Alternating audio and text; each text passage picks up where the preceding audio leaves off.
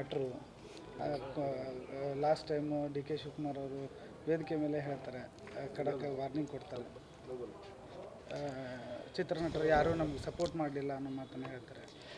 ನಾನು ನೋಡಿದೆ ಅದನ್ನು. ಫಸ್ಟ್ ಆಫ್ ಆಲ್, ನಿಮ್ಮ ಹೋರಾಟಗಳಿಗೆ ಚಿತ್ರನಟರು ಸಪೋರ್ಟ್ ಮಾಡಿಲ್ಲ ಅನ್ನೋ ಕಾರಣಕ್ಕೆ ಚಿತ್ರನಟರಿಗೆ ಅಥವಾ ಯಾರಿಗೆ ಯಾರಿಗೂ ಕಾಳಜಿ ಇಲ್ಲ ಅಂತ ಹೇಳೋಕ್ಕಾಗಲ್ಲ. ನಿಮ್ಮ ಪಕ್ಷದೋ ಅಥವಾ ನಿಮ್ಮ ವೈಯಕ್ತಿಕ ಹೋರಾಟ, ನಿಜ ಹೇಳಬೇಕು, ಮೇಕೆದಾಟು ಅನ್ನೋದು ಅದು ಜನಪರವಾಗಿದೆ ಅಂತ ನಾನು ಹೇಳಲ್ಲ. ಅದು 10,000 ಕೋಟಿ ಮತ್ತು ಅದು ಒಂದು 9,000 ಕೋಟಿ ಧ್ವಂಸ ಮಾಡೋಕ್ಕೆ ಕಾಂಟ್ರಾಕ್ಟರ್ಸ್ಗೆ, ಶ್ರೀಮಂತರಿಗೆ ಲಾಭ ಆಗೋದಕ್ಕೋಸ್ಕರ ಆ ಮೇಕೆದಾಟು ಯೋಜನೆ ಇದೆ. ಸೊ ಅದನ್ನು ನಾನು ಸಪೋರ್ಟ್ ಮಾಡಲ್ಲ, ಬೆಂಬಲಿಸಲ್ಲ. ಎರಡನೇದಾಗಿ, ನಟ್ಟು ಬೋಟು ಟೈಟ್ ಮಾಡ್ತೀನಿ ಅಂದಾಗ ಎಲ್ಲೋ ಒಂದು ಕಡೆ ನನಗೆ ಈ ಒಂದು ಗುಬ್ಬಿ ಮೇಲೆ ಬ್ರಹ್ಮಾಸ್ತ್ರ ಬಿಟ್ಟಂಗೆ ಆಯಿತು.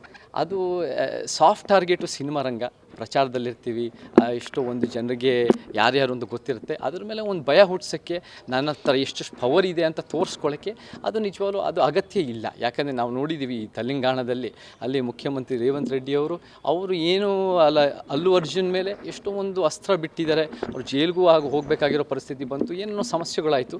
ಸೊ ಈ ನಟ್ಟು ಬೋಲ್ಟು ಟೈಟು ಅಂತ ಹೇಳ್ತಾರಲ್ಲ, ಇದು ಒಂದು ರೀತಿ ಸ್ವಲ್ಪ ಒಂದು ರೀತಿ ಅಹಂಕಾರದ ಮಾತನ್ನು ಕಾಣಿಸ್ತು, ಒಂದು ಸ್ವಲ್ಪ ಬೆದರಿಕೆಯ ಮಾತು ಕಾಣಿಸ್ತು.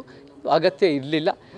ಸಿನಿಮಾ ರಂಗ ಯಾರೇ ಇರ್ಬೋದು, ಅವರಿಗೆ ಒಳ್ಳೆಯ ಮಾತಿಂದ ಹೇಳಿದ್ರೆ ಖಂಡಿತ ಇಷ್ಟ ಬಂದವ್ರು ಬರ್ತಾರೆ, ಇಷ್ಟ ಇಲ್ಲದಿರೋರು ಬೇರೆ ರೀತಿ ಅವರ ಕಾಳಜಿನ ವ್ಯಕ್ತಪಡಿಸ್ತಾರೆ ಅಂತ ಹೇಳಿದ್ರೆ ಸುಳ್ಳು.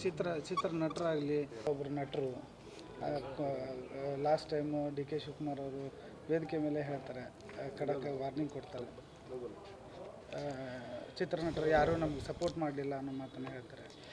ನಾನು ನೋಡಿದೆ ಅದನ್ನು. ಫಸ್ಟ್ ಆಫ್ ಆಲ್, ನಿಮ್ಮ ಹೋರಾಟಗಳಿಗೆ ಚಿತ್ರನಟರು ಸಪೋರ್ಟ್ ಮಾಡಿಲ್ಲ ಅನ್ನೋ ಕಾರಣಕ್ಕೆ ಚಿತ್ರನಟರಿಗೆ ಅಥವಾ ಯಾರಿಗೆ ಯಾರಿಗೂ ಕಾಳಜಿ ಇಲ್ಲ ಅಂತ ಹೇಳೋಕ್ಕಾಗಲ್ಲ. ನಿಮ್ಮ ಪಕ್ಷದೋ ಅಥವಾ ನಿಮ್ಮ ವೈಯಕ್ತಿಕ ಹೋರಾಟ, ನಿಜ ಹೇಳಬೇಕು, ಮೇಕೆದಾಟು ಅನ್ನೋದು ಅದು ಜನಪರವಾಗಿದೆ ಅಂತ ನಾನು ಹೇಳಲ್ಲ. ಅದು 10,000 ಕೋಟಿ ಮತ್ತು ಅದು ಒಂದು 9,000 ಕೋಟಿ ಧ್ವಂಸ ಮಾಡೋಕ್ಕೆ ಕಾಂಟ್ರಾಕ್ಟರ್ಸ್ಗೆ, ಶ್ರೀಮಂತರಿಗೆ ಲಾಭ ಆಗೋದಕ್ಕೋಸ್ಕರ ಆ ಮೇಕೆದಾಟು ಯೋಜನೆ ಇದೆ. ಸೊ ಅದನ್ನು ನಾನು ಸಪೋರ್ಟ್ ಮಾಡಲ್ಲ, ಬೆಂಬಲಿಸಲ್ಲ. ಎರಡನೇದಾಗಿ, ನಟ್ಟು ಬೋಟು ಟೈಟ್ ಮಾಡ್ತೀನಿ ಅಂದಾಗ ಎಲ್ಲೋ ಒಂದು ಕಡೆ ನನಗೆ ಈ ಒಂದು ಗುಬ್ಬಿ ಮೇಲೆ ಬ್ರಹ್ಮಾಸ್ತ್ರ ಬಿಟ್ಟಂಗೆ ಆಯಿತು. ಅದು ಸಾಫ್ಟ್ ಟಾರ್ಗೆಟು ಸಿನಿಮಾ ರಂಗ, ಪ್ರಚಾರದಲ್ಲಿರ್ತೀವಿ, ಎಷ್ಟೋ ಒಂದು ಜನರಿಗೆ ಯಾರ್ಯಾರು ಒಂದು ಗೊತ್ತಿರುತ್ತೆ. ಅದ್ರ ಮೇಲೆ ಒಂದು ಭಯ ಹುಟ್ಟಿಸೋಕ್ಕೆ, ನನ್ನ ಹತ್ರ ಎಷ್ಟು ಪವರ್ ಇದೆ ಅಂತ ತೋರಿಸ್ಕೊಳ್ಳೋಕ್ಕೆ ಅದು ನಿಜವಾಗ್ಲೂ ಅದು ಅಗತ್ಯ ಇಲ್ಲ. ಯಾಕಂದರೆ ನಾವು ನೋಡಿದ್ದೀವಿ ಈ ತೆಲಂಗಾಣದಲ್ಲಿ, ಅಲ್ಲಿ ಮುಖ್ಯಮಂತ್ರಿ ರೇವಂತ್ ರೆಡ್ಡಿ ಅವರು ಏನೂ ಅಲ್ಲು ಅರ್ಜುನ್ ಮೇಲೆ ಎಷ್ಟೋ ಒಂದು ಅಸ್ತ್ರ ಬಿಟ್ಟಿದ್ದಾರೆ. ಅವ್ರು ಜೈಲಿಗೂ ಹೋಗಬೇಕಾಗಿರೋ ಪರಿಸ್ಥಿತಿ ಬಂತು, ಏನೇನೋ ಸಮಸ್ಯೆಗಳಾಯಿತು. ಸೊ ಈ ನಟ್ಟು ಬೋಲ್ಟು ಟೈಟು ಅಂತ ಹೇಳ್ತಾರಲ್ಲ, ಇದು ಒಂದು ರೀತಿ ಸ್ವಲ್ಪ ಒಂದು ರೀತಿ ಅಹಂಕಾರದ ಮಾತನ್ನು ಕಾಣಿಸ್ತು, ಒಂದು ಸ್ವಲ್ಪ ಬೆದರಿಕೆಯ ಮಾತು ಕಾಣಿಸ್ತು.